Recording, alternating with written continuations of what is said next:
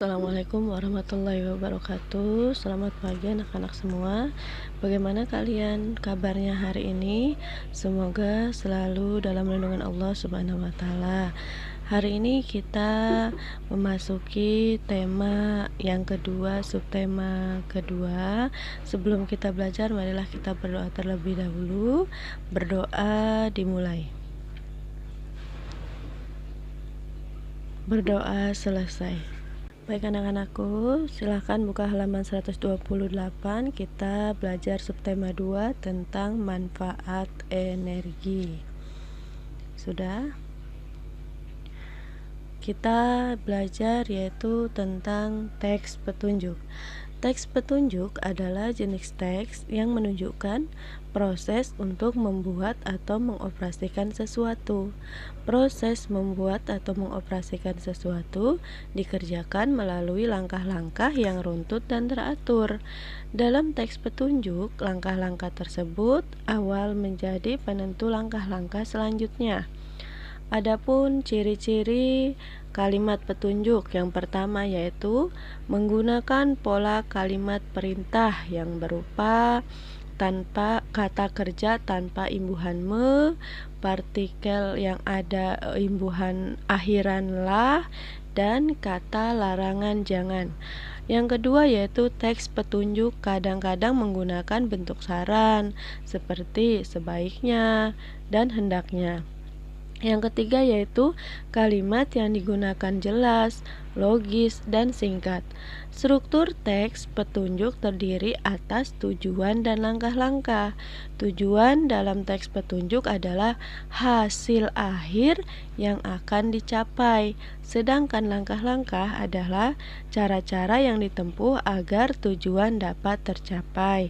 Nah, contoh teks petunjuk yaitu kalian pernah lihat kan di kemasan-kemasan atau di logo-logo iklan, itu cara penggunaan, contohnya cara penggunaan balsem. Nah, di sini Ibu ada contoh penggunaan balsem. Di sini kalian lihat di bagian atasnya itu termasuk itu termasuk teks petunjuk. Ini adalah contoh dari teks petunjuk cara penggunaan balsem geliga. Dioleskan secukupnya pada bagian yang sakit, lalu gosok secara merata dan perlahan. Bila perlu dapat diulang 3-4 kali sehari. Untuk mendapatkan hasil maksimal sesudah 2-3 jam, kemudian letakkan handuk panas secara berkala pada bagian yang telah dioleskan. Nah, ini adalah contoh teks petunjuk. Kemudian kita lanjutkan tentang perubahan bentuk energi dalam kehidupan sehari-hari. Hukum kekekalan energi menyatakan bahwa energi tidak dapat diciptakan dan dimusnahkan. Akan tetapi, energi hanya berubah bentuk dari bentuk energi yang satu ke bentuk energi yang lainnya. Nah, ini adalah hukum kekekalan energi. Kemudian di sini ada contoh-contoh perubahan energi. Yang pertama yaitu energi gerak menjadi energi panas. Contohnya, jika kalian menggosokkan kedua tangan kalian, maka lama-lama tangan kalian akan merasakan panas.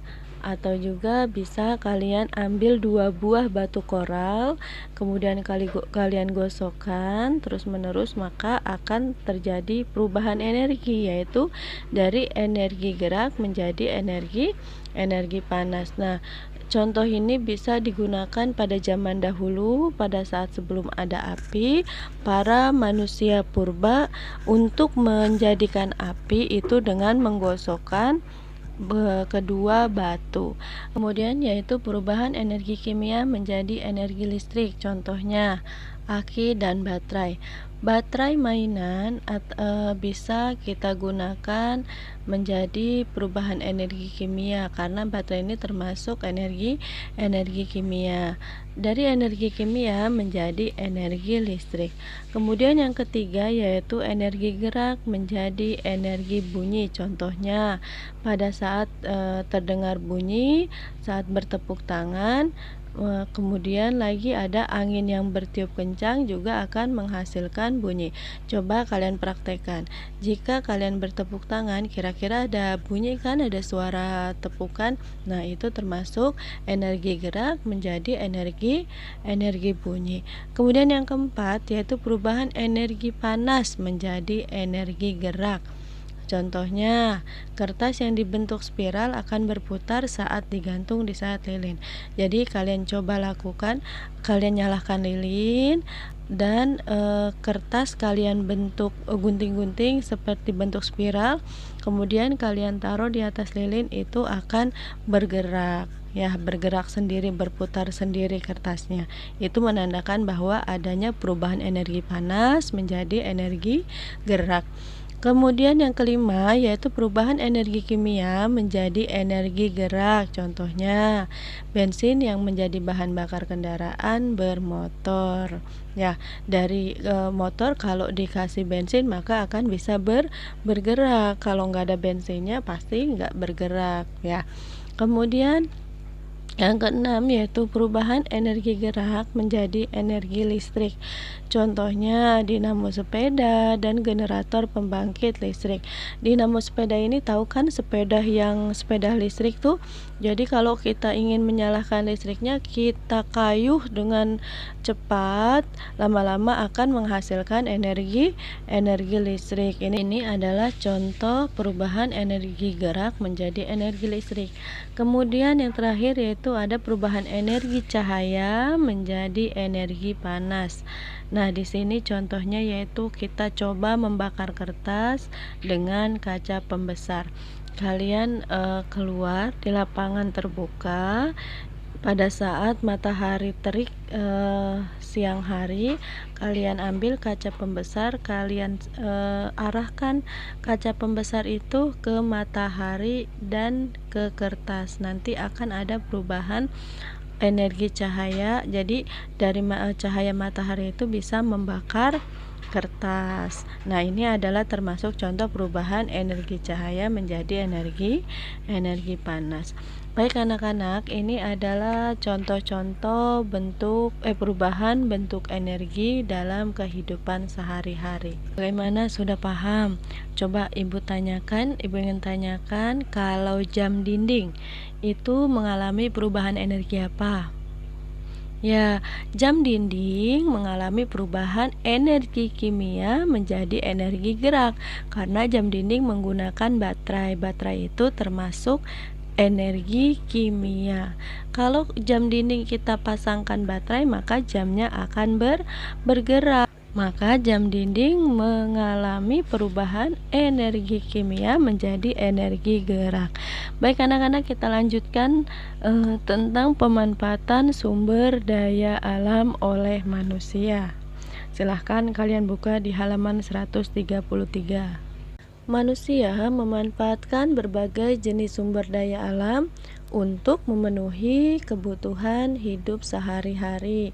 Ada macam-macam sumber daya alam yang ada di alam, yaitu ada tanaman, ada hewan, ada air, bahan tambang, tanah, dan udara. Ini adalah termasuk sumber daya alam. Yang pertama yaitu tanaman. Tanaman banyak dimanfaatkan manusia untuk sumber pangan. Contohnya tanaman padi, ubi, dan kentang. Sumber bahan sandang atau pakaian yaitu contohnya tanaman kapas. Sumber bahan bangunan contohnya untuk kayu jati atau batang pohon kelapa. Bahan baku obat-obatan ada jahe, temulawak, kunyit, dan mahkota dewa. Serta untuk keperluan budidaya sebagai tanaman industri atau komoditas ekspor. Contohnya seperti tanaman kopi, vanila, teh, coklat, dan karet. Di sini sumber daya alam tanaman sangat bermanfaat ya. Tadi bisa digunakan untuk pangan yaitu untuk makan ya. Contohnya makanan pokok yaitu ada padi, ubi, dan kentang. Kemudian ada tanaman yang digunakan untuk pakaian yaitu namanya tanaman kapas. Kapasnya bisa diolah menjadi pakaian. Kemudian batang pohon, ada kayu jati, ada batang pohon kelapa, itu digunakan untuk membuat rumah. Ada lagi yaitu bahan untuk obat-obatan. Tanaman untuk obat-obatan semacam tanaman jahe, kunyit, kencur, daun sirih itu termasuk tanaman obat-obatan. Kemudian yang kedua yaitu sumber daya hewan. Hewan juga banyak manfaatnya. Untuk apa? Untuk bahan pangan. Contohnya ada sapi, hewan ayam, hewan kambing. Nah, ini bisa digunakan untuk bahan pangan. Sapi dagingnya bisa kita olah menjadi sebuah masakan. Ayam pun sama. Kulit sapi bisa digunakan untuk membuat beduk. Kemudian ada kerbau. Kerbau ini dimanfaatkan tenaganya untuk membajak sawah. Kalau sekarang untuk membajak sawah itu para petani menggunakan alat transportasi yang sudah modern semacam traktor. Zaman dahulu sebelum ada alat transportasi modern seperti itu, para petani menggunakan atau memanfaatkan tenaga hewan termasuk hewan kerbau untuk membajak sawah. Kemudian ada sumber daya alam air. Air adalah sumber daya alam yang sangat dibutuhkan oleh manusia. Kita kalau tidak ada air, maka manusia, hewan, tumbuhan akan mati karena akan kekeringan. Semua makhluk hidup yang ada di bumi ini sangat memerlukan air. Misalnya untuk apa saja? Untuk minum, untuk mandi, untuk mencuci. Selain itu air juga dapat dimanfaatkan untuk keperluan jalur transportasi, sumber pembangkit energi, dan rekreasi.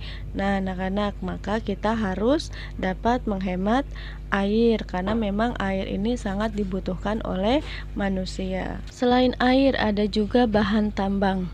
Bahan tambang dimanfaatkan manusia untuk berbagai keperluan. Contohnya yaitu minyak bumi, gas alam, batu bara sebagai bentuk energi. Sedangkan emas dan perak serta intan sebagai bahan untuk membuat perhiasan. Nah, jika kalian tidak punya gas di rumah atau mama gasnya habis, kira-kira bisa masak nggak? Enggak bisa masak karena nggak ada untuk menyalakan atau memanaskan tungku atau kompor. Maka bahan tambang adalah termasuk sumber daya alam yang sangat dimanfaatkan oleh manusia. Kemudian ada tanah. Tanah dimanfaatkan manusia untuk berbagai keperluan. Untuk membangun rumah itu kita buat batu bata. Kemudian untuk jalan, untuk bercocok tanam. Sumber bahan baku barang kerajinan atau perabot rumah tangga memakai juga tanah liat dan sebagai aset yang memiliki nilai ekonomis yang disewakan atau diperjualbelikan. Ini adalah termasuk sumber fungsi dari sumber daya alam tanah. Sumber daya alam yang terakhir yaitu udara. Udara diperlukan manusia untuk bernapas. Jika tidak ada udara, bagaimana ya kita bernafas? Atau ada banyak udara yang kotor kita hirup, maka akan terjadi apa? Banyak virus, bakteri yang masuk ke tubuh kita, maka akan menimbulkan penyakit paru dan sesak napas. Maka kita harus menjaga udara ini tetap bersih dengan apa? Dengan selalu menghemat energi. Nah, anak-anak, Sumber daya alam selain dimanfaatkan untuk memenuhi kebutuhan sehari-hari, ada pula sumber daya alam yang dimanfaatkan untuk membantu kegiatan manusia. Contohnya kayak tadi, kerbau dimanfaatkan tenaganya untuk membajak sawah. Sumber daya alam yang ada di Indonesia ini sangat banyak dan sangat bermanfaat. Maka dari itu tugas kita yaitu selalu menjaga dan melestarikan sumber daya alam yang ada di bumi, karena Allah telah memberikan sumber daya alam ini untuk seluruh makhluk hidup, dan kita sebagai umat, sebagai makhluk Allah harus wajib menjaga sumber daya alam yang telah diberikan Allah untuk kelangsungan hidup, agar hidup kita tetap berjalan dan selalu sehat. Nah, anak-anak, bagaimana materi hari ini? Sudah dapat kalian pahami dengan baik? Jika sudah paham, coba kalian buka halaman selanjutnya. Ibu akan memberikan tugas. Kalian buka halaman 136. Ini ada tugas pembelajaran 1. Kalian kerjakan bagian C-nya saja. Selamat belajar dan selamat beraktivitas. Tetap semangat, selalu menjaga kesehatan. Ibu akhiri, wassalamualaikum warahmatullahi wabarakatuh.